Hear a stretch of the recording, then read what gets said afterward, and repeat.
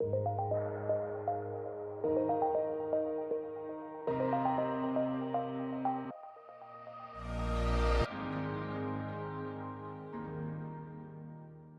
Josh Rao, Senior Fellow at the Hoover Institution.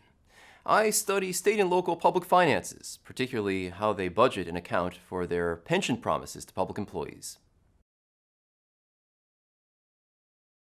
I'm talking to you today about hidden debt, hidden deficits of state and local governments. When is a budget of a state or local government balanced? Well, most people think that if a government is taking in tax dollars today and spending about that same amount of tax dollars today, this year, going out, that as long as the amounts of money coming in and going out are the same, then the budget is balanced. But there are a lot of other things that are also going on in the background in state and local government budgeting. And one of those things is the promise of pensions to public employees. What is a pension? A pension is a promise that a public employee is going to receive a regular payment after they retire, say a monthly or an annual payment.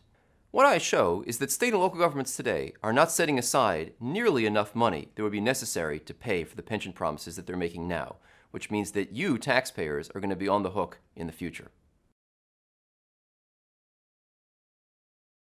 Most state and local governments still promise their employees traditional pensions.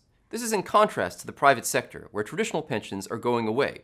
In the private sector, companies have to actually reflect the costs of the pensions that they offer on their books. In the public sector, governments can pretty much make up the assumptions that they want to, including very high expected rates of return.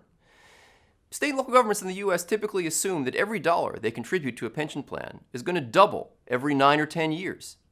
That's an assumption that leads to not enough money being set aside today. The result is that we now have $4 trillion of unfunded pension liabilities in the United States across all state and local governments. And that is going to have to be paid in the future by taxpayers or by cuts to public services.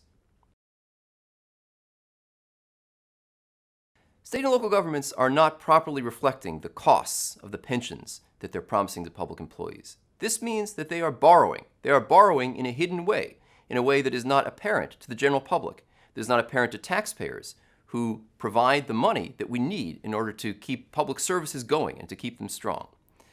As a policy matter, current generations of taxpayers need to think hard about demanding that their state and local governments reform the way that they do compensation. They need to think about reforming the way that they measure these pensions that are paid, and they need to think about whether other forms of compensation, such as those that have been offered in the private sector for quite a long time, 401k plans or defined contribution plans, might be a better solution, particularly if they are generous enough to compensate public employees for the fact that they will no longer have defined benefit pensions. To learn more, please watch the accompanying videos.